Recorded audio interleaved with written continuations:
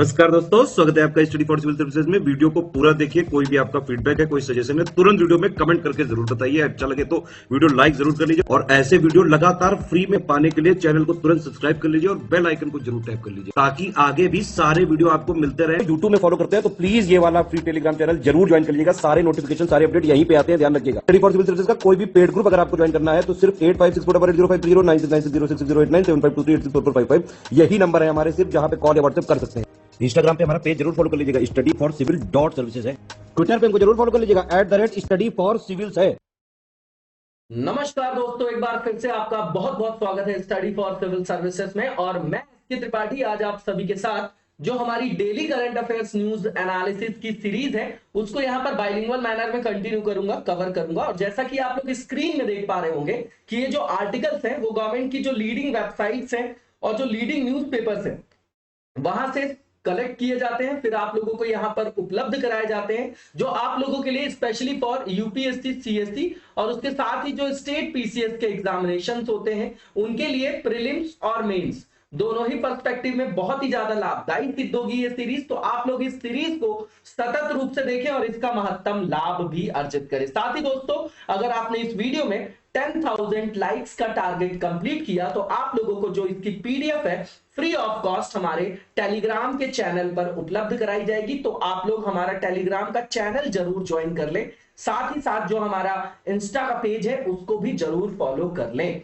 तो आइए देखेंगे किन टॉपिक्स को देखने जा रहे हैं हम लोग आज। तो सबसे पहला जो आज का टॉपिक है बहुत ही इंपॉर्टेंट है, इसको हम अपने आंसर्स में यूज करते हैं इसके परफॉर्मेंस को, ठीक है ना। जैसे ग्लोबल जेंडर गैप इंडेक्स है, ठीक है, तो लैंगिक अंतराल सूचकांक है, तो जहां पर भी हम वुमेन से रिलेटेड इशू लिख रहे हैं या सोशियो इकोनॉमिक फैक्ट पे, सोशियो इकोनॉमिक इशू पे कोई भी अगर हमारा क्वेश्चन फ्रेम किया गया है तो हम इसके आंकड़ों का उपयोग कर सकते हैं। तो इसको देखेंगे, वर्ल्ड इकोनॉमिक फोरम जो है इसको लगातार जो है पब्लिश करती है 2006 से। इसको देखेंगे इसके क्या क्या की डायमेंशन है। भारत की जो रैंकिंग है 146 देशों में 135 है लगभग, इसकी जो रैंक है आपकी 135 136 के अराउंड है, ठीक है। तो 146 देशों में हमारी जो रैंकिंग है 135 है ना। और सिर्फ अगर पाकिस्तान, अफगानिस्तान, ईरान वगैरह को हटा दे, है ना, साउथ एशिया की भी बात कर रहे हैं अगर अपन अपन जो अपने नेबरहुड की भी बात करें, है ना, तो एक्सटेंडेड नेबरहुड और नेबरहुड की बात करें तो उसमें भी सबसे पिछड़े हम ही हैं।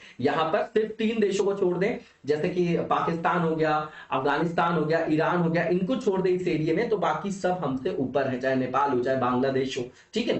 तो ये जो है जीएस पेपर 1 में रख सकते हैं, सोशल इशू का पार्ट है। इसके बाद अर्बन लोकल बॉडीज की बात करेंगे हम। 73rd और 74th अमेंडमेंट आप लोगों ने पढ़ा होगा, है ना। ये जो हमारे शासन का विकेंद्रीकरण है, मतलब डिसेंट्रलाइजेशन है ना। डिसेंट्रलाइज्ड किया गया किसको? शासन का विकेंद्रीकरण किया गया, ठीक है ना। जो आपका 92-93 में हुआ, 73वें और 74वें संविधान संशोधन के माध्यम से जो आर्टिकल 40 है हमारा डीपीएसपी का, उसको हमने मूर्त रूप यहां पर प्रदान किया, ठीक है ना। क्योंकि ग्रास रूट डेमोक्रेसी को हमको क्या करना था, रियलिस्टिक मैनर में इंप्लीमेंट करना था। तो इसके प्रॉब्लम्स क्या हैं? लगातार हम देख रहे हैं कि जो अर्बन लोकल बॉडीज हैं इनके पास जो है फंडिंग कम है, इनके पास फाइनेंशियल वाइबिलिटी कम है ना। तो इनकी एफिशिएंसी पर क्वेश्चन मार्क लगता है। वही सेम इशू है, इसको देखेंगे हम लोग। सेकंड पेपर का पार्ट है, कोर पार्ट है आपका ये जीएस पेपर 2 का। इसके बाद जुडिशियल पेंडेंसी, रेगुलर ये टॉपिक न्यूज में रहता है कि अगर न्याय में देरी हो गई तो अपने आप में वो एक अन्याय है। और हमारे यहाँ लगभग केसेस जो है 4 करोड़ केसेस जो है पेंडिंग है ना, अधीनस्थ न्यायालयों में। और जो आपके हायर कोर्ट्स है ना, सुप्रीम कोर्ट हो, हाई कोर्ट हो, तो हर जगह जो है लंबितता है, आप लगातार देख रहे हैं। और इसको जो है हम पेपर 2 में रखेंगे और इसको फिर से देखेंगे, कुछ डेटा अपने पास रखेंगे हम लोग। और क्या कारण है? कारण वही है, सेम ये कोर पार्ट है आपका, जुडिशरी की प्रॉब्लम है हमारे यहाँ, इसको देखेंगे हम लोग। जीएस पेपर 2 का पार्ट है। इसके बाद Taranga hill Ambaji Abu road new rail line, तो ये जो है इंफ्रास्ट्रक्चर से रिलेटेड है, थर्ड पेपर में रख सकते हैं। तो अंबाजी शक्तिपीठ भी है, 51 शक्तिपीठ जो है उनमें से एक भाग है। उसके अलावा जो अजीतनाथ जी का जो आपका जैनों का जो पवित्र तीर्थ स्थल है वो भी कनेक्टिविटी इसके कारण हो जाएगी। तो ये रेल लाइन बनने से वहां पर मोबिलिटी बढ़ जाएगी, है ना। और डायरेक्टली अगर इस तरीके का कोई भी इंफ्रास्ट्रक्चर डेवलपमेंट होता है तो उसकी कंस्ट्रक्शन के कंस्ट्रक्शन के दौरान जो है उसके निर्माण के दौरान जो है कई सारे रोजगार के अवसर भी उत्पन्न होते हैं, है ना। तो ये सब देखेंगे हम लोग कि इसके क्या फायदे हैं। गुजरात में ये जो है गुजरात और राजस्थान को जो कनेक्ट कर रहा है, ठीक है, तो ये सब देखेंगे। थर्ड पेपर का पार्ट है, बिल्कुल फैक्चुअल पार्ट है आपका, इसमें सेपरेट क्वेश्चन बनने का कोई स्कोप नहीं है। इसके बाद जेम्स वेब जो आपका स्पेस टेलीस्कोप है ना, तो इसको देखेंगे ये कि ब्रह्मांड का उत्पत्ति कैसे हुई, है ना, आकाशगंगा कैसे बनी। तो ब्रह्मांड की उत्पत्ति के संदर्भ में बहुत सारी आज भी जो है वो रहस्य बाकी है, तो उन रहस्यों के उद्घाटन के लिए, उसके बारे में रिसर्च और डेवलपमेंट के लिए ही जो है इसको क्या किया गया है, लगाया गया। अभी आपको पता होगा दिसंबर में नासा ने जो है इसको क्या किया है, इसको लगाया। पहले जो इसके पहले टेलीस्कोप था उसका नाम क्या था, हबल था क्या, कमेंट बॉक्स में बताइएगा, कमेंट पे कमेंट करके जरूर बताया करिए कमेंट बॉक्स में आप लोग, ठीक है। तो ये जो है ज्वाइंट इनिशिएटिव भी है, ये जो टेलीस्कोप के संदर्भ में आप देखते हैं कि इसमें ईएसए भी है, नासा भी है, यूरोप की स्पेस एजेंसी भी है और आपका कैनेडियन स्पेस एजेंसी भी है। तो इसको थर्ड पेपर में साइंस एंड टेक के पार्ट में रख सकते हैं, ठीक है। इसके बाद जो पहला टॉपिक है इसको हम लोग डिटेल में देखेंगे। तो यहाँ पर सीधी बात है कि यहाँ पर जो ये फैक्ट है, ठीक है ना, इसको आप रख सकते हैं अपने पास कि ये जो रिपोर्ट है इसके अनुसार ये बोला जा रहा है कि जो पूरे विश्व में हम बात कर रहे हैं कि जेंडर पैरिटी जो है हम रियलिस्टिक मैनर में इंप्लीमेंट करेंगे, उसको मूर्त रूप में स्थापित करेंगे, जेंडर पैरिटी लाएंगे, लैंगिक समानता। तो भैया अगर आपको लैंगिक समानता लाना है तो इस रिपोर्ट के अनुसार अभी 132 वर्ष और लगेंगे। अच्छा डेटा है ये। इसके बाद दूसरी बात जो यहां पर की पॉइंट्स देख ले कि सबसे पहले जब कोई भी इंडेक्स आता है तो इसको कौन पब्लिश करता है, तो भैया कौन करता है, वर्ल्ड इकोनॉमिक फोरम। कब से कर रहा है, 2006 से कर रहा है। और अब जो 2006 से अभी 2022 में जो एडिशन आया, कौन सा एडिशन होगा, तो 16th एडिशन है, ठीक। अब ये क्यों डिजाइन किया गया, तो जेंडर इक्वालिटी, लैंगिक समानता के आकलन के लिए, ठीक। अब भारत की जो रैंकिंग है 146 देशों में 135 है, बहुत ही बेकार परफॉर्मेंस है हमारा यहां पर, ठीक है। और एक बात और है, इसमें जो 4 आपके की डायमेंशन है जिन पर बेस्ड है आपका इंडेक्स, उसका एक सब पार्ट है हेल्थ और सर्वाइवल, उसमें हम वर्स्ट परफॉर्मर है पूरे वर्ल्ड में, इसमें रैंक हमारी 146 ही है, ठीक है। 2021 में हमारी रैंक 140 थी 156 कंट्रीज में, ठीक है। हमने जो स्कोर किया, इसमें जो स्कोरिंग होती है 0 से 1 के बीच में जो है आपका होता है, इसमें 100 पैमाना जो है वो माना जाता है, ठीक है ना। 0 से 1 के स्केल में, है ना, 100 जो है उसका जो है सब पॉइंट करके देखते हैं, तो 0 से 1 के पैमाने के बीच में लिया जाता है। तो हमने जो स्कोर किया है 0.629 किया है ना, जो आपका पिछले 16 सालों में जो है हमारा 7वां सबसे बड़ा स्कोर है। एक तो हमने स्कोर कम किया, उसमें ये बता रहे हैं कि 7th हाईएस्ट है, तो याद रखिएगा हमने स्कोर यहां पर हमारा कम है, इसलिए तो रैंकिंग हमारी खराब है, ठीक है ना। अब इसमें 0 से 100 की स्केल लेते हैं, तो 100 जो होगा बेस्ट परफॉर्मर होगा, 0 जो होगा वर्स्ट होगा, ठीक है। तो साउथ एशिया में अगर आप देखेंगे तो इस रिपोर्ट के अनुसार अगर साउथ एशिया की बात करें कि यहां के देशों को अगर इस पूरे क्षेत्र में लैंगिक समानता स्थापित करनी है तो उस लक्ष्य तक पहुंचने में जो है सबसे ज्यादा समय दक्षिण एशिया को ही लगेगा, और ये समय 197 ईयर तक का हो सकता है। अब ये जो है आपका जो इंडेक्स बनाया जाता है वो 4 की डायमेंशन पर बनाया जाता है, इसको याद रख सकते हैं। अब इसका यूज हम कहीं भी कर सकते हैं अगर इस डोमेन में अगर कोई भी क्वेश्चन आता है सोशल इशू में। अब देखिए इससे रिलेटेड तो कोई क्वेश्चन आएगा ही, वुमेन्स की इशू में लिख दीजिए आप, है ना। अगर कोई इकोनॉमिक एक्टिविटी से रिलेटेड अपना क्वेश्चन है, या आपका जीडीपी ग्रोथ से लेके और देश के ह्यूमन डेवलपमेंट की बात है या देश के विकास की बात है, तो वहां पर हम इनको यूज कर सकते हैं। क्यों, पहला डायमेंशन यहां पर क्या है, इकोनॉमिक पार्टिसिपेशन अपॉर्चुनिटी, दूसरा एजुकेशनल अटेनमेंट, तीसरा हेल्थ और सर्वाइवल, इसमें हम फर्स्ट रैंक इस साल 146 रैंक में, और उसके बाद पॉलिटिकल एम्पावरमेंट, यहां पर हमारी परफॉर्मेंस सुधरी है। अब आप यहां पर देखेंगे कि यहां पर जो भारत के संदर्भ में कुछ फाइंडिंग्स आई है कि जो हमारे यहाँ जेंडर वायलेंस का प्रिवलेंस है ना, जो लैंगिक हिंसा की व्यापकता है वो भारत में लगभग 28.70% है, और हमारे यहाँ जो एमएमआर है, मैटरनल जो आपका मॉर्टेलिटी डेथ है ना, पर 1 लाख लाइव बर्थ से देखते हैं तो 145 है ना। और यहाँ पर जो हमारा लक्ष्य है, जो आपका सस्टेनेबल डेवलपमेंट गोल है, उसमें वैश्विक स्तर पर इसको लाना कहां तक है, 70 तक लाना है, कब तक, 2030 तक, और अभी कहां है हम 145 पे हैं, डबल से भी ज्यादा पर हैं अभी हम, ठीक है। तो यहां पर आप देखेंगे तो भारत में जो एमएमआर का रेशो है 2017-19 में 103 था, 2016-18 में 113 था, इसमें सुधार हुआ था लेकिन अभी जो है ज्यादा हो गया है, ठीक है। अब इसके बाद आप देखेंगे कि जो सब इंडेक्स है पॉलिटिकल जो आपका एम्पावरमेंट की बात जहां पर की गई है, तो यहां पर हमारा परफॉर्मेंस सुधरा है और यहां पर जो हमारी रैंक है वो आपकी 48th है ना, यहां पर अच्छा परफॉर्मेंस है हमारा। इसके बाद आप देखेंगे तो जो हमारे पड़ोसी देश हैं दक्षिण एशिया में, तो नेपाल, बांग्लादेश और भारत की तुलना करके बता रहे हैं कि यहां पर जो है उल्लेखनीय वृद्धि हुई है महिलाओं की हिस्सेदारी की। कहां पर? जो टेक्नोलॉजिकल फील्ड है ना, प्रोफेशनल जो फील्ड है, तो यहां पर नेपाल, बांग्लादेश, भारत जैसे देशों में जो है यहां पर भागीदारी महिलाओं की बढ़ी है। तो ये एक पॉजिटिव पॉइंट है हमारे लिए, ठीक है। इसके बाद आप देखेंगे कि जो हमारे पड़ोसी हैं उनमें भी हमारी सबसे खराब रैंक है। बांग्लादेश 71 पे है, नेपाल 96 पे है, श्रीलंका 110 पे है, मालदीव्स 117 पे है, भूटान 126 पे है, ईरान जो है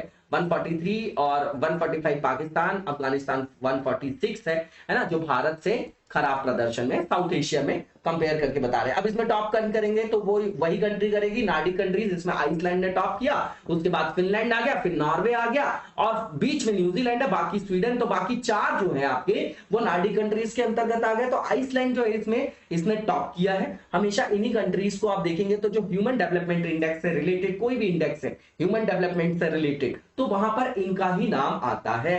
अब इसके बाद आप देखेंगे सबसे 5 खराब प्रदर्शन करने वाले, तो अफगानिस्तान, पाकिस्तान, कांगो जो है ना, जिसको आप डीआरसी बोलते हैं, डेमोक्रेटिक रिपब्लिक ऑफ कांगो, और ईरान और चाड है। इसके बाद अर्बन लोकल बॉडीज की बात करेंगे तो यहां पर अभी भी बोला जा रहा है कि जो म्युनिसिपल कॉर्पोरेशन हमारा, जो म्युनिसिपल बॉडीज है, जो 3rd टियर है हमारा अर्बन लोकल बॉडीज, उसके पास फाइनेंस अभी भी इनएडिक्वेट है। ये लगातार जो है चर्चा में रहा है, चाहे सरकारी कमीशन की बात करें, आप पंची कमीशन की बात करें, तो लगातार जो इस चीज को हाईलाइट किया गया है। सेकंड एडमिनिस्ट्रेटिव रिफॉर्म जो आपकी रिपोर्ट आई थी है ना, उसमें भी यही बताया गया है ना। तो लगातार आप देखेंगे कि ये एक सबसे बड़ा क्या है रीजन है, इनकी एफिशिएंसी जो है अप टू द मार्क ना होने का जो रीजन है उनमें से ये एक है। अब इसका थोड़ा सा संवैधानिक इतिहास देख लेते हैं। तो सबसे पहला जो म्युनिसिपल कॉर्पोरेशन भारत में स्थापित हुआ मद्रास में कब हुआ? 1688 में। इसके बाद 1726 में बंबई और कलकत्ता में नगर निगम की स्थापना होगी। और स्थानीय स्वशासन का जो मैग्ना कार्टा बोला जाता है वो 1882 में किया गया। और किसके द्वारा? रिपन। इसके पहले कौन था? लिटन। लिटन कैसा है? रेग्रेसिव। और रिपन कैसा है? प्रोग्रेसिव। मैं बार बार ऐसे याद कराता रहता हूं आपको, क्योंकि लिटन जब आएगा तो वो रेग्रेसिव पॉलिसीज लाएगा, जैसे सिविल सर्विसेज के लिए जो आपकी एलिजिबिलिटी के लिए एज थी उसको कम कर देगा, ठीक है ना। और जो है आपका यहां पर वर्नाकुलर प्रेस एक्ट ला देगा, तो उसमें क्या करेगा? सेंसरशिप एक तरीके से ला देगा। तो यहां पर जब अगले आपके वायसराय आएंगे, जो आपके ये गवर्नर है, जो आपके लॉर्ड रिपन है, तो ये क्या हो जाएंगे? आपके लॉर्ड रिपन जो है वो आपके प्रोग्रेसिव होंगे। तो धीरे धीरे इल्बर्ट बिल सुधार आएगा, है ना, स्थानीय स्वशासन को मूर्त रूप दिया जाएगा। तो स्थानीय स्वशासन का जो मैग्ना कार्टा है वो 1882 के संकल्प को बोला जाता है, जो लॉर्ड रिपन ने लाया था, और उन्हीं को उसका जनक भी बोला जाता है हमारे यहाँ स्थानीय स्वशासन का। ठीक। अब हमारे यहाँ संवैधानिक अगर आयाम देखें इसका, है ना, संवैधानिक स्तर देखें कि कहां से इसको संवैधानिक आयाम मिला हुआ है, कॉन्स्टिट्यूशनल ग्राउंड क्या है इसका। तो 1992 में 74th अमेंडमेंट से क्या लाया गया? अर्बन लोकल बॉडीज की बात कर रहा हूं मैं, है ना। तो नगरीय स्थानीय निकायों को लाया गया, उनको जो है शहरी शासन प्रणाली को संवैधानिक दर्जा दिया गया। इसके द्वारा जो हमारे संविधान में जोड़ा गया, पहला तो 12th नंबर का शेड्यूल, 11th नंबर की शेड्यूल आपकी किससे आई? 73rd अमेंडमेंट से, जिससे पीआरआईस लाए आप। 74th से क्या लाए? Urban local bodies. और उससे कौन सी शेड्यूल जुड़ी? 12th। अब 243 पी से लेके 243 जेड जी तक के इसमें आर्टिकल शामिल किए गए। और पार्ट कौन सा जोड़ा गया? 9A। ये मैं किसकी बात कर रहा हूं? अर्बन लोकल बॉडीज की। पीआरआईस के लिए कौन सा भाग था आपका? बताइए जरा। 9th भाग है क्या? कौन सा भाग है ये बताइएगा। और उसमें कहां से किन आर्टिकल से किन आर्टिकल तक जो है संविधान में उल्लेख किया गया है। अब 12वीं जो अनुसूची जोड़ी गई अर्बन लोकल बॉडीज के लिए, वहां पर उनको कार्य करने के लिए जो विषय दिए गए वो 18 जो है कार्यात्मक विषय दिए गए, जो डील करता है 243W से। और यहीं पर अगर पंचायत की बात करेंगे तो 11वें शेड्यूल में, 11वीं अनुसूची में जो पंचायतों को दिए गए विषय हैं वो कितने हैं बताइए? 29 है क्या? कमेंट बॉक्स में बताइएगा, ठीक है। और इसके बाद यहां पर यह बताया गया यहां पर राज्य सरकारों को संवैधानिक रूप से क्या बनाया गया? बाध्य बनाया गया कि भैया आप अपने यहां भी इस तरीके की व्यवस्था करो, डिसेंट्रलाइज करो, वहां पर क्या करो? अर्बन लोकल बॉडीज की स्थापना करो। और फिर 73rd से जो था आपका वो पीआरआई को भी इंप्लीमेंट करो, ठीक।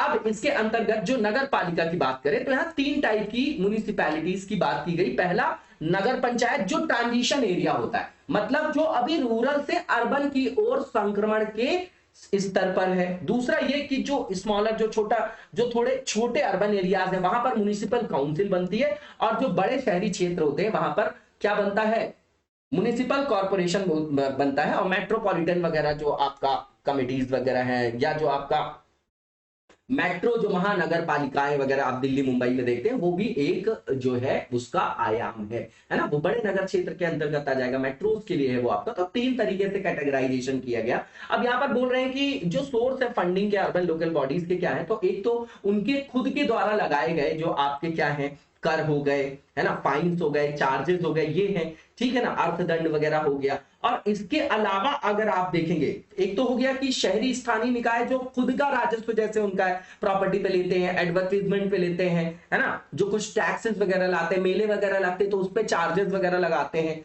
है ना, नॉन टैक्स रेवेन्यू वगैरह भी आता है जिसमें चार्जेस और फीस वगैरह आ जाती है ना, ट्रेड लाइसेंस, बिल्डिंग परमिशन, है ना, ये सब होता है, प्रॉपर्टी टैक्स वगैरह भी इन्हीं के पास आता है। ठीक, अब दूसरा जो एक आधार होता है इनकी फंडिंग का, उनको बोलते हैं इंटर गवर्नमेंटल ट्रांसफर। जैसे सेंट्रल और स्टेट गवर्नमेंट है तो वो जो टैक्सेस, फीस, फाइन, चार्जेस वगैरह लगाती है ना, तो उसको ट्रांसफर करती है इनको, ठीक है ना। तो अंतर सरकारी स्थानांतरण के रूप में ये इनके आयाम देख रहे हैं कि इनकी आय कहां कहां से होती है। अब प्रॉपर्टी टैक्स देखेंगे तो ये आपका बहुत बड़ा कंट्रीब्यूटर है इसका अर्बन लोकल बॉडीज के अपने रेवेन्यू के लिए।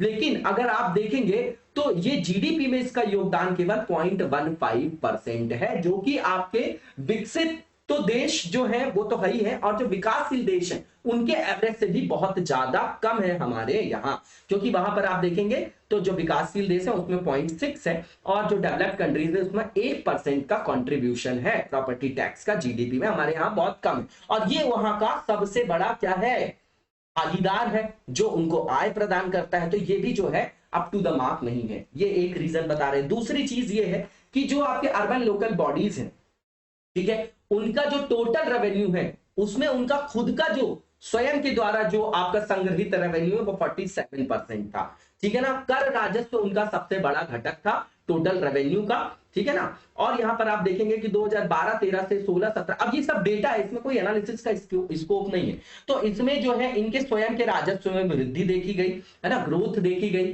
म्युनिसिपैलिटीज की 7% की ग्रोथ देखी गई, है ना। लेकिन जो वो ग्रोथ है वो भी क्या है, उनके कार्य के लिए, उनकी उत्पादकता के लिए, उनके कार्यों को क्रियान्वित करने के लिए अपर्याप्त है ये ग्रोथ अभी भी, ठीक है। अब इसके बाद आप देखेंगे कि कई सारे जो अर्बन लोकल बॉडीज हैं वो ट्रांसफर के लिए, जैसे जो स्टेट गवर्नमेंट और सेंट्रल गवर्नमेंट के द्वारा जो आती है ट्रांसफर होके जो फंड आती है, उस पर अत्यधिक निर्भर है ना। और यहाँ पर फाइनेंस कमीशन ने जो है लगातार सिफारिश भी की है कि केंद्र सरकार से कि भैया आप जो है इन डिसेंट्रलाइजेशन को जो है रियल मैनर में जो है सक्सेसफुल बनाने के लिए जो है अनुदान के जो संदर्भ है उनको बढ़ा दीजिए, है ना। तो आप उसको क्या करिए कि अगर विशिष्ट सुधार या किसी सब्जेक्ट स्पेसिफिक परफॉर्मेंस पर भी तो अनुदान दे सकते हैं आप लोग, तो अनुदान के माध्यम से जो है विशिष्ट सुधारों के लिए आप अनुदान प्रदान करिए। ऐसा जो है कई सारे फाइनेंस कमीशन की जो है यहाँ पर क्या है रिकमेंडेशन भी है। नॉर्मल से पॉइंट है, इसमें कंफ्यूज होने की जरूरत नहीं। इसके बाद आप देखेंगे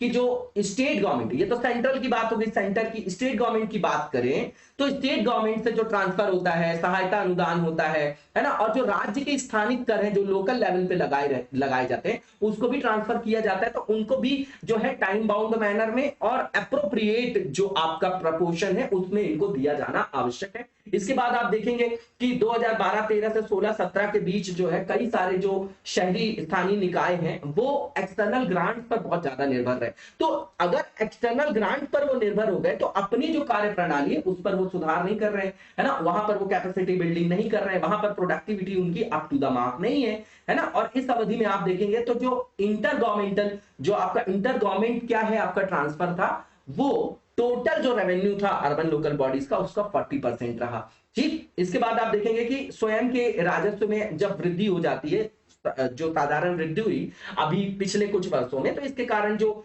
इंटर गवर्नमेंटल जो आपका ट्रांसफर था उस पर डिपेंडेंसी इनकी कम हो गई। नॉर्मल से पॉइंट है, रेपिटेशन है, ठीक। इसके बाद यहां पर यह बोला जा रहा है कि जो आपका इंटर गवर्नमेंटल ट्रांसफर है इंडिया में, है ना, वो अभी जीडीपी के रेशो में 0.5% ही रही है टोटल, जो आपका अंतरराष्ट्रीय औसत से बहुत कम है। अंतरराष्ट्रीय औसत इसका 2 से 5% होता है। तो आप खुद ही यहां पर कंपेयर करके देख सकते हैं। ठीक है, अब इसके बाद आप देखेंगे कि जो बड़े शहर होते हैं उनके लिए सबसे बड़ा रेवेन्यू का सोर्स क्या होता है, उनके द्वारा लगाए गए टैक्सेस। लेकिन जो छोटे शहर होते हैं वो अनुदान पर निर्भर होते हैं। तो इस तरीके से हमारे यहाँ शहरों के आकार के संदर्भ में भी जो है, उसके संदर्भ में भी जो रेवेन्यू के सोर्सेज हैं उनकी स्ट्रक्चर में काफी सारा डिफरेंस आ जाता है ना। तो इस तरीके से हमको समाधान भी चाहिए। ठीक, इसके बाद आप देखेंगे कि जो आपकी क्लास 1 जिसको ए सिटीज बोलते हैं आप, ठीक है, तो जिसको हमने ऐसे कैटेगराइज किया है कि जिसकी पॉपुलेशन 50 लाख से ज्यादा, ठीक, तो वो प्राथमिक रूप से किस पर निर्भर होंगे, अपने टैक्स रेवेन्यू पे। लेकिन जो आपकी सेकंड टीयर और थर्ड टीयर की जो सिटीज है जिनकी 10 लाख से लेके 50 लाख और 1 लाख से लेके 10 लाख जिनकी जनसंख्या है, वो अभी भी जो है अंतर सरकारी जो हस्तांतरण है, चाहे अनुदान हो चाहे और अन्य तरीके के जो आपकी निधि वगैरह हो, उन पर जो आपके ज्यादा निर्भरता उनकी है। अब आप देखेंगे कि जो बड़े शहर हैं लगातार उनकी जो राजस्व निर्भरता है धीरे धीरे जो है ना, जो उनकी बाह्य निर्भरता थी राजस्व में, वो धीरे धीरे जो है घटकर जो है वो कम हो गई है। 17 से 15% हो गई है 2012-13 से लेके 16-17 में, क्योंकि उनके पास और भी कंपोनेंट आ गए जिसके कारण जो है वो अपने आय जो है वो सुनिश्चित कर पा रहे हैं, वहां से जो है अपना रेवेन्यू जनरेट कर पा रहे हैं। इसके बाद आप देखेंगे कि जो टीयर 2 टीयर 3 जिसको श्रेणी 1B और श्रेणी 1C शहर बोल रहे हैं, तो उनमें आकार में वृद्धि हो रही है, तो उसके बाद भी वहां पर राजस्व स्थिर रहा है ना। यहां पर जो है उनके मैनेजमेंट की भी एक जो है लूप होल देखा जाता है। इसके बाद आप देखेंगे कि अब जो काम करना होता है आपके अर्बन लोकल बॉडीज को, जैसे वाटर सप्लाई है आपका, है ना, सॉलिड वेस्ट मैनेजमेंट है, ट्रांसपोर्टेशन है, वेस्ट वाटर मैनेजमेंट है, तो जब फंडिंग ही नहीं होगी तो इस संदर्भ में वो क्या कार्य कर पाएंगे जितना उनको कार्य करना चाहिए। क्यों? क्योंकि उनके पास इनपुट ही नहीं है, तो वहां पर उनका परफॉर्मेंस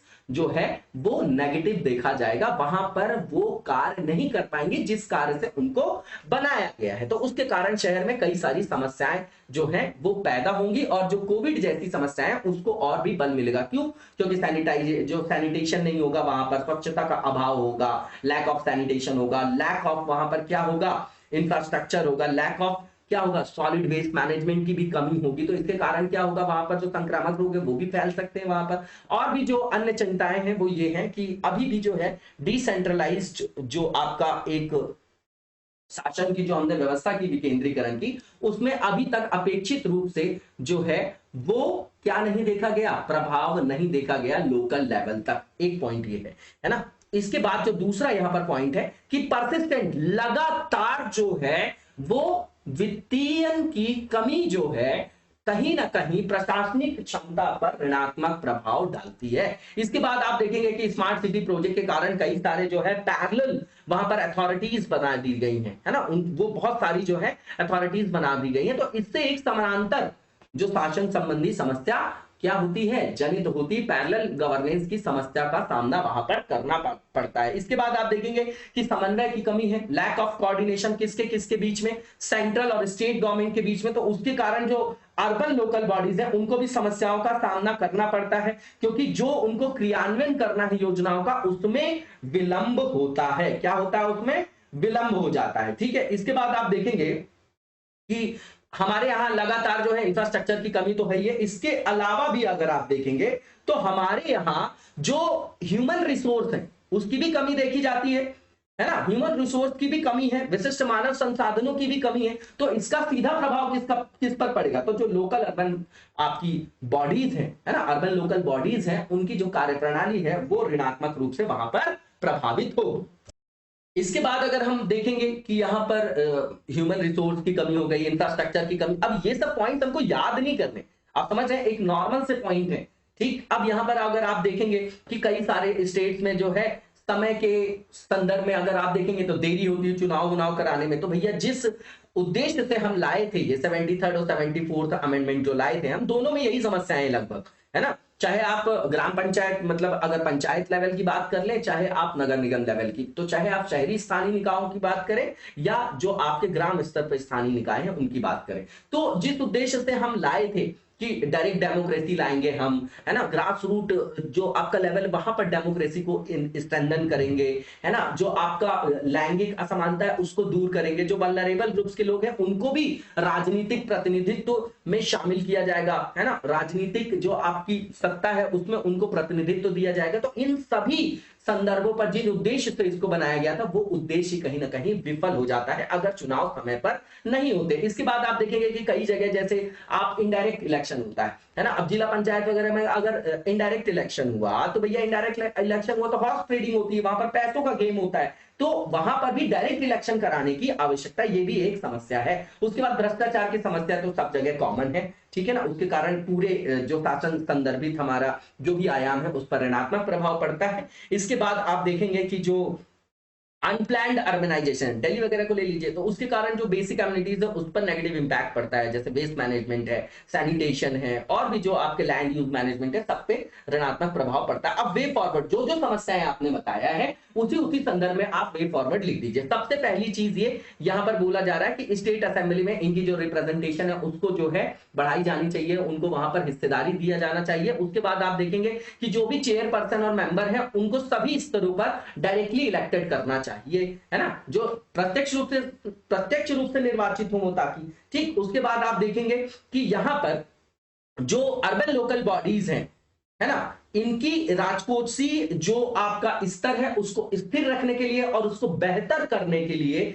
जो उनके खुद के राजस्व जुटाने की शक्तियां हैं उनका दोहन करना चाहिए, उनका लाभ उठाना चाहिए, डिपेंडेंट नहीं रहना चाहिए कि भैया ग्रांट आएगा तभी हम आगे बढ़ेंगे। जैसे बैंगलोर को देखेंगे आप तो इनोवेशन देखने को मिला। बैंगलोर की जो म्युनिसिपैलिटी थी उन्होंने सबसे पहले जो है आपका क्या क्या लाया था मार्केट में, बॉन्ड लाया, म्युनिसिपैलिटीज बॉन्ड, तो उन सब का भी प्रयोग किया जा सकता है, ठीक है ना। अब उसके बाद यहां पर यह बोला जा रहा है कि जो शहरी स्थानीय निकाय है इनको जो विषय सौंपे गए हैं जिससे उनके राजस्व का अर्जन होता है, तो राज्य सरकारों को उनकी वृद्धि करने की आवश्यकता है। उसके साथ ही जो जीएसटी में पार्ट होता है ना, राज्य और केंद्र सरकार की जो जीएसटी से जो आय हो रही उसका भी एक पार्ट जो है वो थर्ड टीयर को ट्रांसफर किया जाना चाहिए ताकि उनको जो है पर्याप्त रूप से फंडिंग वगैरह मिल सके, ठीक है। इसके बाद यहां पर यह बताया जा रहा है जो ग्रांट्स वगैरह दिए जाते हैं रूरल और अर्बन लोकल बॉडीज को रेशो में 67.5:32.5, है ना, तो इसको सभी टीयर पे दिया जाना चाहिए, ऑल टीयर्स पे, पंचायत के, विलेज, ब्लॉक, डिस्ट्रिक्ट, है ना, सभी, ताकि इसका प्रयोग वो किस पे कर सके, जो सामुदायिक संपत्ति का निर्माण है, जो इंफ्रास्ट्रक्चर डेवलपमेंट है ना, तो उस पर उनका उपयोग करेंगे और ओवरऑल जो उनकी प्रकार्यात्मक क्षमता है, फंक्शनिंग है जो उनकी, है ना, उसको बढ़ा पाएंगे। और जब एसेट, जो कम्युनिटी एसेट, जो ड्यूरेबल कम्युनिटी एसेट से जैसे कुएं हैं, तालाब है, बिल्डिंग्स है, अगर वो इनको बनाएंगे तो वहां पर एम्प्लॉयमेंट जनरेशन भी होगा, ठीक है। इसके बाद जो SC ST कि जहां पर ज्यादा पॉपुलेशन है जिन जिलों में, तो उन पर जो है विशेष ध्यान दिया जाना चाहिए, उनको एक्स्ट्रा ग्रांट वगैरह से भी जो है हेल्प की जानी चाहिए। इसके बाद जो यहां पर लिखा गया है कि कंडीशनल ग्रांट भी दिए जा सकते हैं, है ना, मैंने पहले भी ये पॉइंट बताया कि जैसे मान लीजिए कि ये बोल दिया जाए कि भाई जो भी आपका अर्बन लोकल बॉडीज है या जो ग्राम पंचायत है जो भी स्वच्छता या खुले में शौच मुक्त स्थिति, पेयजल की आपूर्ति या वर्षा जल संग्रहण या जो वाटर का जो आपका रिसाइकलिंग करते हैं हम, या जो सॉलिड वेस्ट मैनेजमेंट है, तो इनमें जिनका परफॉर्मेंस ज्यादा अच्छा होगा उनको ज्यादा अनुदान मिलेगा, तो इससे फिर कॉम्पिटिटिव फेडरलिज्म आएगा और अल्टीमेटली जो है वो क्या होगा, प्रोडक्टिविटी पर पॉजिटिव इंपैक्ट पड़ेगा। तो इस तरीके के भी इनोवेशन को हम यूज कर सकते हैं। इसके बाद ये क्वेश्चन जरूर लिख के दिखाइएगा कि अर्बनाइजेशन एक जो है स्पॉन्टेनियस प्रोसेस है ना, लेकिन शहरीकरण से जो जुड़ी समस्याएं हैं उनको दूर करने के लिए जो हमारी अर्बन लोकल बॉडीज हैं उनके पास फाइनेंस की कमी है। इस कथन का समालोचनात्मक विश्लेषण करिए और लिख के जरूर दिखाया करिए, क्योंकि यही हमारी पूरी टीम के लिए मोटिवेशन है। इसके बाद जो नेक्स्ट टॉपिक है हमारा जुडिशियल पेंडेंसी, बिल्कुल सिंपल है, रेपिटेशन है, लगातार इन टॉपिक्स को हम जो है डिस्कस करते आ रहे हैं, इनमें से कुछ डेटा अपने पास रख लेना है आप लोगों को। पहला जो यहाँ पर पॉइंट लिखा गया है कि भारत की जो आपकी सबऑर्डिनेट कोर्ट्स हैं, जो निचली अदालतें हैं, वहां पर 4 करोड़ से ज्यादा केसेस लंबित हैं और इनमें से भी 25% जो केसेस हैं वो 5 साल से अधिक समय से लंबित हैं, ठीक है। तो ये कहीं ना कहीं क्या आर्टिकल 21 का वायलेशन है? नहीं है, बिल्कुल है। इसको देखेंगे हम लोग। ठीक, इसके बाद जो यहां पर स्थिति बता रहे हैं, आप कुछ डेटा यहां पर बताया जा रहा कि जो नेशनल जुडिशियल डेटा ग्रिड 2018 का है, उसमें बताया जा रहा है कि 2.93 करोड़ केसेस पेंडिंग है सबऑर्डिनेट के कोर्ट्स में, और हाई कोर्ट में पेंडिंग है 49 लाख, और सुप्रीम कोर्ट में पेंडिंग है 57,987 केसेस। अब ये अप्रोक्सीमेटली याद करना है हमको, जो है एक्यूरेट डेटा हमको याद नहीं करना। अब आपको सबसे ज्यादा जान के ये हैरानी होगी कि इसमें भी जो 50% अप्रोक्सीमेटली केसेस है वो सरकार के हैं, सरकारों के केस पड़े हुए हैं।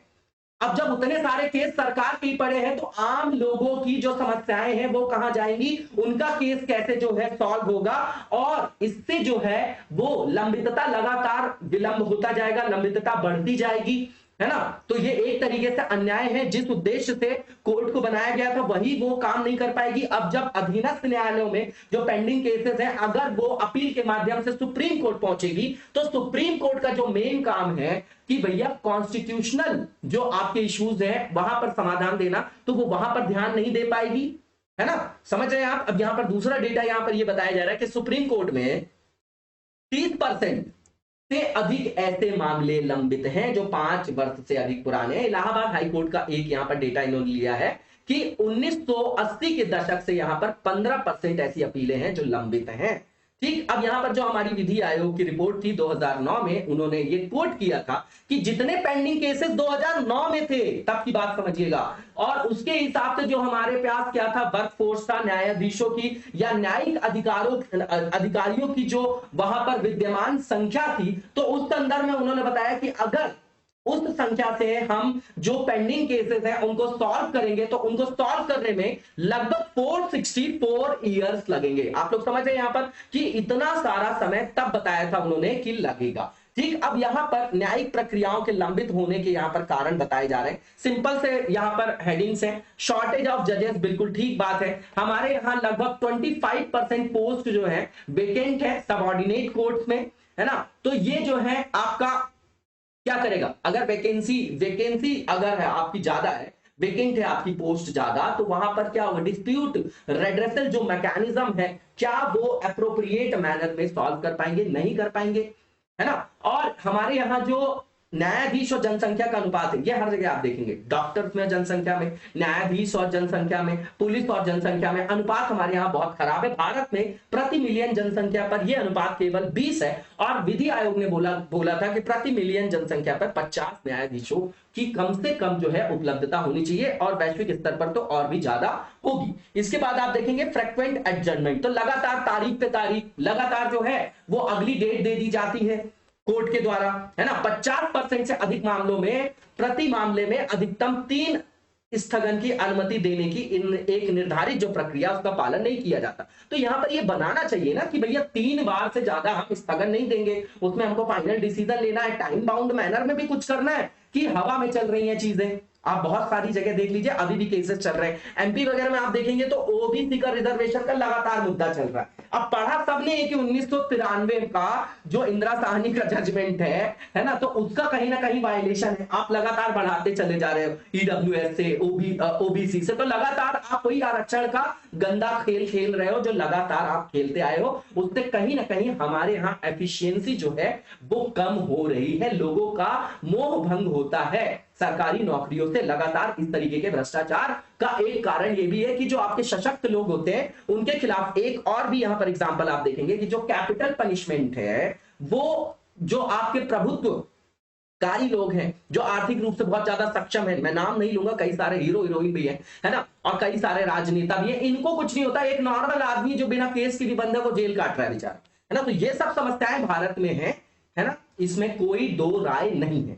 अब इसके बाद आप देखेंगे कि यहां पर जो है लगातार तारीख पे तारीख, है ना, बारंबार स्थगन। तो यहां पर क्या करना चाहिए, अब ये जब समस्या आप बताते हैं, पहला, दूसरा, तीसरा, तो जब आप समाधान बताएंगे तो इसी ऑर्डर में आपको लिखना होता है, तभी मार्क्स अच्छे फैच किए जाते हैं। इसके बाद यहां पर बोला जा रहा है कि खराब आधारभूत अवसंरचना, क्योंकि ये तो कॉमन एक टॉपिक है ना, कॉमन एक पॉइंट है कि बजटरी एलोकेशन बहुत कम है हमारे यहाँ। जीडीपी का केवल 0.09% जो पार्ट है वो न्यायिक आधारभूत अवसंरचना के लिए खर्च किया जाता है। ठीक है, तो ये अपने आप में बहुत कम है। ठीक है। अब इसके बाद यहाँ पर बर्डन ऑफ गवर्नमेंट केसेस, मैंने पहले ही बताया कि लगभग 50% केसेस, यहाँ पर लगभग बोला है मैंने, तो यहाँ पर बोला कि 46% से ज्यादा, तो लगभग आधा, आधे से ज्यादा, है ना, लगभग आधे जो केसेस हैं वो पेंडिंग है जो कोर्ट्स में, इंडियन कोर्ट्स में, वो किसके हैं, सेंटर और स्टेट गवर्नमेंट के हैं। ठीक, इसके बाद यहाँ पर जो एसएलपी जो है आपका, है ना, तो स्पेशल लीव पिटीशन केसेस के कारण बहुत सारे जो केसेस हैं, लंबित मामले, वो कहां चले जाते हैं, सर्वोच्च न्यायालय के पास। तो संवैधानिक मुद्दों से निपटने के लिए जो उसका मेन काम है सर्वोच्च न्यायालय का, वो जो है वहां पर क्या होता है, वहां पर कॉम्प्रोमाइज हो जाता है, कि उनके पास कम समय बचता है। इसके बाद आप देखेंगे कि न्यायाधीशों के अवकाश की बात किया जाए तो हमारे यहां टोटल जो एवरेज अगर देखा जाए पर ईयर, तो 188 डेज जो होते हैं वर्किंग डेज होते हैं। ठीक, लेकिन जो आपका एपेक्स कोर्ट का रूल है उसने स्पेसिफाई किया कि कम से कम 225 कार्य दिवस जो है वो होने चाहिए। तो भैया कहीं ना कहीं ये भी कॉम्प्रोमाइज है ना, ऐसा बोला जाता है वैश्विक स्तर पर जब हम कंपेयर करते हैं कि हमारे भारत में छुट्टियां बहुत ज्यादा होती है। इसके बाद आप देखेंगे कि कोर्ट में जो मैनेजमेंट सिस्टम है उसमें भी जो है वो अभाव देखा जाता है ना। उसका कारण ये है कि वहां पर स्पेसिफिक पहले पोस्ट नहीं थी। अब अगर कुछ न्यायालय प्रबंधकों के लिए समर्पित एक पद भी बनाया गया है तो उन पर नियुक्ति नहीं हो पा रही है ना। ठीक है, तो यहां पर जो है मैनेजमेंट की भी प्रॉब्लम है कि जो न्यायालय से संदर्भित जो भी आपके क्रियाविधि हैं जिनका संचालन करना है तो किस तरीके से किया जा रहा है, वहां पर मामलों का हस्तांतरण हो रहा है कि नहीं, वहां पर टाइम बाउंड मैनर पे जो है ये काम हो रहा है कि नहीं हो रहा है। तो उसके लिए भी एक मैनेजर का जो पद है वो बनाया भी गया, सृजित भी किया गया, लेकिन अभी भी जो है उन पर कई न्यायालयों के द्वारा नियुक्ति नहीं की गई, और जहां नियुक्ति की गई है वहां पर उनका क्रियान्वयन जो है अप टू द मार्क नहीं है। इसके बाद इनएफिशिएंट इन्वेस्टिगेशन, तो पुलिस हमारी जो है साक्ष्य जो है वो इकट्ठा करने में जो है वो असमर्थ रहती है, क्योंकि वो अब उतने टेक्नो फ्रेंडली नहीं है। आधुनिक और वैज्ञानिक उपकरणों की कमी के कारण अक्सर जो है वो एविडेंस जुटाने में उसको जो है वो गलती हो जाती है, टाइम लग जाता है, इसके कारण भी केसेस में डिले देखा जाता है। अब इसके बाद यहाँ पर इंक्रीजिंग लिटरेसी, ये बहुत बड़ा आपका रीजन है। 1990 के बाद आप देखेंगे कि लगातार जैसे एलपीजी वगैरह आया है ना, और हमारा जो है वैश्विक स्तर पर जो है इंटरेक्शन जो है वो बढ़ा, है ना, इंटरेक्शन बढ़ा। ठीक है, तो उससे क्या हुआ कि लोगों को अपने अधिकारों के प्रति जागरूकता भी ज्यादा हुई। तो अब अगर जैसे ही उनके अधिकारों का क्या होता है, उल्लंघन होता है, उनका शोषण होता है, तो वो जागरूक होने के कारण तुरंत जो है न्यायालयों में अपील करने जाते हैं, है ना। ये भी एक रीजन है। इसके बाद इसका प्रभाव क्या होगा, तो सबसे पहली चीज तो ये कि जो लोकतंत्र के आधारभूत स्तंभ हैं, जो लक्ष्य हैं, है ना, न्याय प्रदान करना, ठीक है, तो वही जो है क्या हो जाएगा, वो आपका डिस्प्लेस हो जाएगा, विस्थापित हो जाएगा। तो सबसे पहला तो यही कि विधि का शासन जो स्थापित करना था, जो सभी के लिए विधि का शासन, है ना, आर्टिकल 13 वगैरह आप देखते हैं, आर्टिकल 14 देखते हैं आप, है ना, तो वहां पर क्या देखने को मिलता है, रूल ऑफ लॉ, है ना, इक्वालिटी बिफोर लॉ और इक्वल प्रोटेक्शन ऑफ लॉ। तो क्या ये यहां पर आपका रियलिस्टिक मैनर में इंप्लीमेंट हो पा रहा है, क्या ये यथार्थ रूप में, मूर्त रूप में जो है हम इसको प्राप्त कर पा रहे हैं, नहीं। और इसके अलावा आप देखेंगे कि जो आर्टिकल 21 है जिसके अंतर्गत त्वरित कार्यवाही, जीवन और स्वतंत्रता के अधिकार का एक प्रमुख भाग है, उसका भी ये एक तरीके से वायलेशन है। इसके बाद आप देखेंगे कि अगर वीक जुडिशरी रहता है तो इसके सोशियो इकोनॉमिक जो है वहां पर क्या देखे जाते हैं, इंपैक्ट देखे जाते हैं। जैसे प्रति व्यक्ति आय जो है लोगों की कम होगी, गरीबी दर बढ़ेगी, है ना, साथ ही जब गरीबी बढ़ेगी, बेरोजगारी बढ़ेगी, तो अपराधों की दरों में भी वृद्धि हो जाती है। लोगों के अंदर जो है डेटरेंस के लिए ये चीज बताई गई थी कि भैया कोई अपराध करे तो उसको जेल भेजा जा सकता है। अब जब जेल ही नहीं होगी और वो पेशी के टाइम जो है वो बढ़वाते रहेंगे, जैसा आप लगातार देखते भी हैं बहुत सारे केसेस में, तो भैया इससे क्या होगा, न्यायपालिका के अस्तित्व पर क्वेश्चन मार्क लगेगा कि नहीं लगेगा, और इससे अपराध दर में वृद्धि वगैरह भी होगी, बिल्कुल होगी। ठीक है, क्योंकि जब राज्य के प्रति असंतोष होता है तो इस तरीके की जो गतिविधियां हैं वो आपका मूर्त आकार, मूर्त रूप ग्रहण करती है, और इससे कहीं ना कहीं राष्ट्र की सुरक्षा पर भी ऋणात्मक प्रभाव पड़ता है। इसके बाद आप देखेंगे कि जैसे ओवर क्राउडिंग है प्रिजन्स में, लोगों के केस चल रहे हैं, पता चला केस चल रहे हैं, लोग बंद है, अभी फाइनल जो है वर्डिक्ट नहीं आया, तो वहां पर ओवर क्राउडिंग हो जाती है, तो उससे मानवाधिकारों का भी उल्लंघन होता है। इसके बाद आप देखेंगे कि इससे भारत की अर्थव्यवस्था पर भी ऋणात्मक प्रभाव पड़ता है। ठीक है, और भारत में ये बोला जा रहा है, ये डेटा है बहुत इंपॉर्टेंट, ये डेटा कि जो हालिया के जो आपके आंकड़े हैं उसके अनुसार भारत की अर्थव्यवस्था पर जो ऋणात्मक प्रभाव पड़ रहा है वो हमारी जीडीपी में हर साल इस केसेस के विलंब होने से, केसेस के डिले होने से भारत को एनुअली जीडीपी का लगभग 1.5% जो है नुकसान होता है। अब आप देखिए कितना बड़ा नुकसान है, उतना तो इंफ्रास्ट्रक्चर के लिए और जुडिशियल जो हमारा डायमेंशन उसको इतना कंट्रीब्यूट नहीं कर रहे हैं हम लोग। और यहाँ पर जो इकोनॉमिक सर्वे है 2017-18 का, उसमें ये भी बताया जा रहा है कि ये जो पेंडेंसी है केसेस की, वो कहीं ना कहीं जो है लोगों को हतोत्साहित करती, जैसे इंडस्ट्रियलिस्ट हैं, अब वहां पर कोई केस चल रहा है, क्लियरेंस ही नहीं आ रहा, तो उनका इनपुट बढ़ जाता है ना, तो वायबिलिटी नहीं रह जाती, तो कहीं ना कहीं लोग जो है हतोत्साहित होते हैं, वहां पर इन्वेस्टमेंट वगैरह नहीं करते हैं। ठीक है, इसीलिए ईज ऑफ डूइंग बिजनेस और रूल्स को कम करना, ये सब जो है हमने प्रावधानों को इंप्लीमेंट करने की कोशिश की। अब स्टेप्स क्या होंगे, तो सबसे पहली चीज ये कि भैया इंप्रूव करना है इंफ्रास्ट्रक्चर को।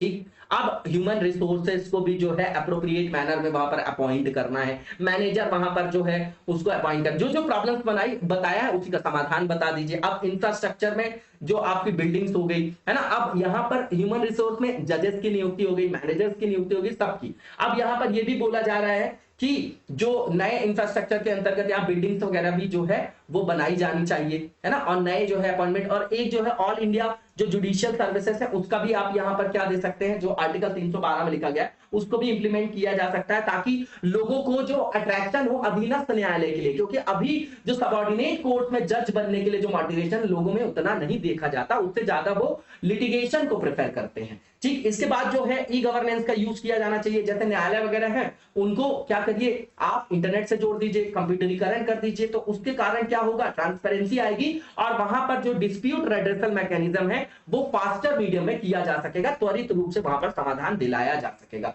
इसके अलावा आप एडहॉक जजेस की भी नियुक्ति कर सकते हैं, जो सर्वोच्च न्यायालय और उच्च न्यायालय में जो आपके न्यायाधीश हैं उनके जो अनुभवी हैं, कुशल हैं, तो उनको तदर्थ जो एडहॉक न्यायाधीश के रूप में नियुक्त किए जाने से क्या होगा, जो पेंडेंसी केसेस की वो कम होगी, वो भी वहां पर जो है अपना योगदान दे सकेंगे, ये संविधान में भी उल्लिखित है।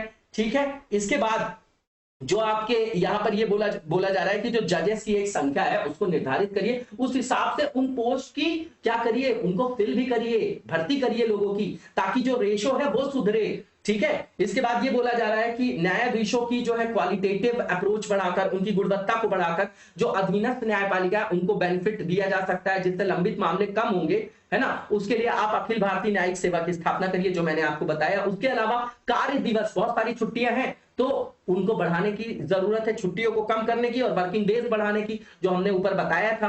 ठीक है, इसके बाद यहाँ पर यह बताया जा रहा है कि यहाँ पर एक टाइम बाउंड मैनर में डिसाइड करना चाहिए, निश्चित समय सीमा का निर्धारण, कि भैया इतने टाइम में हमको इस केस का जो है वो फाइनल वर्डिक्ट देना है। ठीक, इसके बाद यहां पर मैनेजर को जो है रखा जाना चाहिए, न्यायिक अधिकारियों की नियुक्ति की जानी चाहिए, और उनके लिए भी एक मॉडल कोड ऑफ कंडक्ट जारी किया जा सकता है कि अधिकारियों को अपना कर्तव्य समझ के इसको एक जो है एक समय सीमा के अंतर्गत जो है इसका निष्पादन जो है करना है इस केस का। ठीक है, इसके बाद यहाँ पर केसेस में भी कैटेगराइजेशन करना चाहिए कि जो अर्जेंसी और प्रायोरिटी के बेसिस में उनको प्रायोरिटी पे रख के, जो प्राथमिकता के संदर्भ में रख के उसका जो समाधान जल्द से जल्द किया जाना चाहिए। इसके बाद जो आर्थिक सर्वेक्षण 2018-19 का है उसमें बताया गया है, ठीक है, कि भैया जो आपकी न्यायपालिका है ना, जो इंडियन कोर्ट्स वगैरह हैं और जो आपका इंडियन कोर्ट्स के संदर्भ में जो आपका ट्रिब्यूनल सर्विसेज है वो भी प्रोवाइड किया जाना चाहिए एडमिनिस्ट्रेटिव सपोर्ट के लिए, है ना। तो आवश्यक जो प्रशासनिक सहायता से संदर्भित कार्य उनके निष्पादन के लिए बोला जा रहा है ना, कि उन पर सुधार के लिए कि भैया भारतीय न्यायालय और न्यायाधिकरण सेवाओं का गठन भी किया जाना चाहिए। नॉर्मल सा पॉइंट है, इतना इंपॉर्टेंट नहीं है। इसके बाद यहाँ पर यह बताया जा रहा है कि जो मामले चल रहे हैं उनको रिव्यू करने के लिए, ट्रैक करने के लिए, उनकी निगरानी करने के लिए जो है वो टेक्नोलॉजी का, मॉडर्न टेक्नोलॉजीज का जो है वो यूज किया जाना चाहिए। और ये भी बोला जा रहा है कि जो न्यायिक अधिकारी हैं वो कोर्ट में केस आने के पहले जो है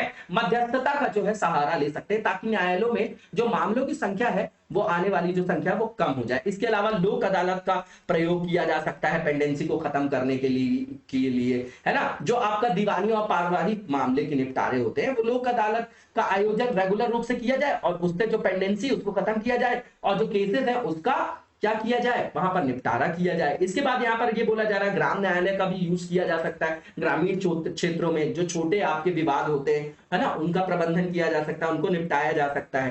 ठीक, इसके अलावा ये भी बोला गया है कि विलेज लीगल केयर और सपोर्ट सेंटर को स्टैब्लिश किया जा सकता है है ना, जो आपका क्या किया, वो किसके द्वारा किया गया है, वो हाई कोर्ट के द्वारा किया जाएगा, ताकि ग्रास रूट लेवल पे भी जो आपका स्टेट लिटिगेशन है उसको जो है आपका फ्रेंडली बनाया जा सके, है ना। ठीक है, जमीनी स्तर पर काम करने के लिए जो हाई कोर्ट जो है इसको स्टैब्लिश कर सकते हैं, है ना, स्थापित किए जा सकते हैं ग्रामीण स्तरीय जो विधिक सलाह और सहायता केंद्र, जिससे लोगों को जो है उसके बारे में जानकारी मिले। अब यहां पर यह बताया जा रहा है कि denial of timely justice amount to denial of justice itself. बहुत अच्छा स्टेटमेंट है, इस पे आप ऐसे भी लिख सकते हैं, क्वेश्चन भी लिख सकते हैं, और लिख के जरूर दिखाइएगा। इसके बाद जो नेक्स्ट आर्टिकल है हमारा, Taranga hill Ambaji Abu road new rail line है। तो नॉर्मल सी चीज है, इसका जो इनॉग्रेशन किया है अभी, है ना, हमारे प्रधानमंत्री जी की अध्यक्षता में किया गया है। आर्थिक मामलों की जो मंत्रिमंडलीय समिति है उसने इसको मंजूरी दे दी है ना, इसके निर्माण को मंजूरी दी है, अभी ये बनना स्टार्ट होगा, ठीक है ना, याद रखिएगा। अब यहाँ पर की पॉइंट है, तो इसकी लेंथ वगैरह बता रहा है, हमको रटने की जरूरत नहीं है। 116 किलोमीटर, ये प्रोजेक्ट कंप्लीट हो जाएगा 2026-27 तक। अब ये अंबाजी जो है वो 51 शक्तिपीठों में से एक तीर्थ स्थल है। यहाँ पर हर साल गुजरात के साथ साथ पूरे भारत देश से बहुत सारे लोग आते हैं, है ना, जो विदेशी हैं और जो हमारे देश के लोग हैं, विदेशी हैं, बहुत सारे लोग यहाँ पर आते हैं, ठीक है ना, दर्शन करने। तो उनके लिए क्या हो जाएगा, ईज ऑफ डूइंग हो जाएगा, है ना, उनके लिए थोड़ा ईज ऑफ डूइंग बिजनेस, मतलब उनके लिए जो है थोड़ा सा सरल हो जाएगी प्रक्रिया, है ना, उनकी यात्रा करने की जो है समय बचेगा, है ना, कनेक्टिविटी अच्छी हो जाएगी। उसके बाद यहाँ पर ये बताया जा रहा है तरंगा हिल में जो अजीतनाथ जैन मंदिर है, वहां पर भी बहुत सारे श्रद्धालु भक्त वगैरह आते हैं, तो उनके लिए भी जो है ये लाभ हो जाएगा। और इस नई लाइन से जो है आपका क्या होगा, दो प्रमुख जो महत्वपूर्ण धार्मिक जो आपके ट्रैक है, जो साइट्स है, उनको जोड़ने में मदद मिलेगी, है ना, टूरिज्म को भी बढ़ावा मिलेगा, ठीक है। राजस्थान और गुजरात के बीच जो आपका कनेक्टिविटी है वो बढ़ेगी आपकी, ठीक है। और इसके बाद जो मौजूदा अहमदाबाद आबू रोड है उसके लिए एक अब अल्टरनेटिव जो आपका मार्ग है वो भी अब उपलब्ध हो जाएगा, वैकल्पिक मार्ग। इसके बाद बता रहे हैं कि जैसे कंस्ट्रक्शन होगा यहाँ पर न्यू रेल लाइन का, है ना, तो किसी भी इंफ्रास्ट्रक्चर का अगर डेवलपमेंट होता है कहीं पर, तो उसके सोशियो इकोनॉमिक जो है टोटल जो उस एरिया का, जो उस रीजन का सोशियो इकोनॉमिक डेवलपमेंट है उसको भी जो है वहां पर देखा जाता है, सामाजिक आर्थिक विकास वहां पर मूर्त रूप में देखा जाता है, और इसके द्वारा प्रत्यक्ष रूप से वहां पर रोजगार के अवसर भी सृजित होते हैं। तो यहां पर यह बोला जा रहा है कि इसके निर्माण के दौरान प्रत्यक्ष रोजगार के जो अवसर उत्पन्न होंगे लगभग 40 लाख होंगे, तो ये इंपॉर्टेंट है, ठीक है। इसके अलावा जैसे वहां पर चीजों का जो आपका उत्पादों का जो आपका आवागमन है वो भी आपका क्या होगा, सुनिश्चित हो पाएगा, है ना, जैसे कृषि उत्पाद हो गए, स्थानिक उत्पाद हो गए, है ना, तो गुजरात राजस्थान यहाँ पर जो है उनकी मोबिलिटी बढ़ जाएगी, गतिशीलता बढ़ जाएगी, तो उससे लोगों की आय में वृद्धि होगी। इसके बाद जो लास्ट टॉपिक है आज का वो जेम्स वेब स्पेस टेलीस्कोप है, नॉर्मल सी चीज है, नासा ने इसको अनवील्ड किया है ना, जो इसने कई सारी इमेजेस ली हैं उसको, है ना, ये लार्जेस्ट और most powerful orbital observatory ever launch किया गया है। ये मतलब सबसे शक्तिशाली कक्षीय वेधशाला है और सबसे बड़ी है अब तक की, है ना। अब इसको 25 दिसंबर को जो फ्रेंच गुयाना है ना, साउथ अमेरिका में एरियन 5 जो रॉकेट है उससे लॉन्च किया गया था, इसको अपन ने कवर भी किया था। इसके बाद ये रिवॉल्यूशनरी टेक्नोलॉजी है जो ब्रह्मांड के इतिहास, ब्रह्मांड की उत्पत्ति से संदर्भित जो भी रहस्य हैं उनके बारे में हमको जानकारी देगी, उसके बारे में रिसर्च करना इसका काम है, ठीक। इसके बाद इसको उत्तराधिकारी माना जा रहा है किसका, हबल टेलीस्कोप का, ठीक है। और ये आपका मोस्ट पावरफुल इंफ्रारेड टेलीस्कोप है नासा का, ठीक। अब ये ज्वाइंट कोलैबोरेशन है नासा, यूरोपियन स्पेस एजेंसी और कनाडियन स्पेस एजेंसी का, ठीक है। और इसके द्वारा जो ये एक्सपेक्ट किया जा रहा है कि ये जो भी हमारे, जैसे मान लीजिए ब्लैक होल्स की बात करते हैं हम लोग, है ना, ब्रह्मांड की उत्पत्ति कैसे हुई, आकाशगंगा कैसे बनी, है ना, ठीक है, एक्सोप्लैनेट क्या है, तो इन सब के बारे में जो जानकारी है वो इसके द्वारा हम जो है वो प्राप्त कर सकते हैं, ठीक है। अब आप देखेंगे कि इसको जो स्थापित किया गया है, मैंने कल भी पूछा था कि कमेंट बॉक्स में बताइएगा, लैग्रांजे पॉइंट, तो L2 में स्थापित किया गया है, जो आपका 1.5 मिलियन किलोमीटर डायरेक्टली पीछे है किसके, अर्थ के, है ना, अगर सूर्य से देखा जाए तो, है ना, तो पृथ्वी से ठीक पीछे ये आपका L2 जो पॉइंट है 1.5 मिलियन किलोमीटर की दूरी पर स्थित है। इसका कारण ये है कि अर्थ जो रिफ्लेक्ट करती है रेडिएशन वो आपका किस है, फार इंफ्रारेड रीजन में करती है ना, पृथ्वी जो सुदूर अवरक्त क्षेत्र है, अवरक्त क्षेत्र, उसमें विकिरण को परावर्तित करती है, ठीक है। तो ये जो अगर टेलीस्कोप है इसको अगर कहीं और स्थापित किया जाता, है ना, जैसे मान लीजिए जमीन या निचली पृथ्वी की कक्षा, तो वहां पर ये ऑपरेटिव, मतलब वहां से ये ऑपरेट नहीं कर पाता, काम नहीं कर सकता, इसलिए जो है इसको लैग्रांजे पॉइंट 2 L2 में स्थापित किया गया है, ठीक है ना। और इसके बाद यहां पर यह बताया जा रहा है कि इसके द्वारा होगा क्या, तो भैया डायरेक्टली जो है हम स्पेस टाइम जो हमने कभी नहीं देखा है उसके बारे में भी जानकारी पा पाएंगे, है ना, कि पहली बार जो स्टार्स और गैलेक्सी जो फॉर्म हुए थे 13.5 बिलियन ईयर्स एगो, है ना, तो उनका निर्माण कैसे हुआ था, कुल मिला के वही ब्रह्मांड की उत्पत्ति से रिलेटेड जो भी आपके रहस्य हैं उनके बारे में हम वहां पर क्या कर सकते, जानकारी प्राप्त कर सकते हैं। उसी के लिए इसको डिजाइन किया गया है, ठीक है ना। अब इसके बाद यहां पर जो बताया जा रहा है कि ये जो उपरोक्त टेलीस्कोप है इसको लैग्रेंजे पॉइंट जो है आपका L2 उसके चारों ओर जो है स्थापित किया गया है ना, L2 में स्थापित किया गया और L2 के चारों ओर ये जो है सूर्य की परिक्रमा करेगा। मतलब ये जो आपके चक्कर लगाएगा सन के अराउंड वो कहां पर, है ना, तो सेकंड जो आपका लैग्रेंजे पॉइंट है L2 याद रखिएगा, ठीक है ना। और इसके द्वारा एक्सोप्लैनेट वगैरह पूरे सोलर सिस्टम के बारे में भी जानकारी होगी, ब्रह्मांड की उत्पत्ति के संदर्भ में भी और जानकारियां हमको प्राप्त होंगी, ठीक है। इसके बाद जो नेक्स्ट फेज है हमारा वो एमसीक्यू से रिलेटेड है। तो भारत में युवा 2022 के बारे में यहां पर स्टेटमेंट दिए गए हैं, रिपोर्ट जो आई है, बताना कौन सा ट्रू है। तो पहला ये कि इसको रिलीज किसने किया है, तो स्टैटिस्टिक्स और प्रोग्राम इंप्लीमेंटेशन जो मिनिस्ट्री है उसने, बिल्कुल ठीक है। दूसरा ये कि इसमें यह बताया गया है कि 15 to 29 एज ग्रुप के जो आपके युवा हैं, है ना, उनका जो है 2021 में जनसंख्या में जो आपका कंट्रीब्यूशन या रिप्रेजेंटेशन है 27.2% और बोला जा रहा है 2036 तक घटकर ये 22.7% हो जाएगा, ठीक है। और इसके बाद यहां पर ये बोला जा रहा है कि जो केरला है, तमिलनाडु, हिमाचल है, यहां पर राज्य में युवाओं की तुलना में लगातार एल्डरली पीपल्स, बुजुर्गों की आबादी जो है अधिक होने की उम्मीद है। इसके बाद यहां पर ये बोला जा रहा है कि यूपी और बिहार में भी ये आकलन देखा जा रहा है, ये उम्मीद है कि आने वाले समय में युवा आबादी में गिरावट देखने को मिलेगा। तो चारों के चारों स्टेटमेंट बिल्कुल ठीक है, सही बताना था, इसलिए इसका आंसर आपका all of the above D हो जाएगा। इसी के बाद जो नेक्स्ट हमारा एमसीक्यू है उसमें जनगणना कस्बे मतलब सेंसस टाउन के बारे में स्टेटमेंट है, बताना है इनकरेक्ट कौन सा है। तो पहला ये कि सेंसस टाउन जो होता है एक ऐसे क्षेत्र होते हैं जिनको राज्य सरकारों द्वारा एक शहर के रूप में डिफाइन नहीं किया गया है, लेकिन उनमें कई सारी विशेषताएं शहरों की मौजूद होती हैं, बिल्कुल ठीक है स्टेटमेंट। दूसरा ये कि यहाँ की पॉपुलेशन 4000 या उससे अधिक होती है, यहाँ की पॉपुलेशन डेंसिटी जो है एटलीस्ट 400 पर्सन पर स्क्वायर किलोमीटर होता है। तीनों स्टेटमेंट सही है आपके। लास्ट स्टेटमेंट ये है कि यहां पर जो male non farm work force है ना, मतलब ऐसे कस्बों में जो 75% से अधिक पुरुष हैं वो गैर कृषि कार्य बल का हिस्सा होना चाहिए। मतलब जो नॉन एग्रीकल्चरल जो आपके काम हैं उनमें 75% से अधिक पुरुष जो है वहां पर इंडल्ज होने चाहिए। तो बिल्कुल ठीक है चारों के चारों स्टेटमेंट। और पूछा जा रहा है कि गलत कौन सा है, तो कोई भी गलत नहीं है, इसका आंसर आपका D none of the above हो जाएगा। इसी के साथ आज के वीडियो को यहीं पर विराम देंगे, नेक्स्ट वीडियो में कंटिन्यू करेंगे। तब तक लगातार जबरदस्त तरीके से पढ़ते रहिए और आगे बढ़ते रहिए। Thank you so much, best of luck.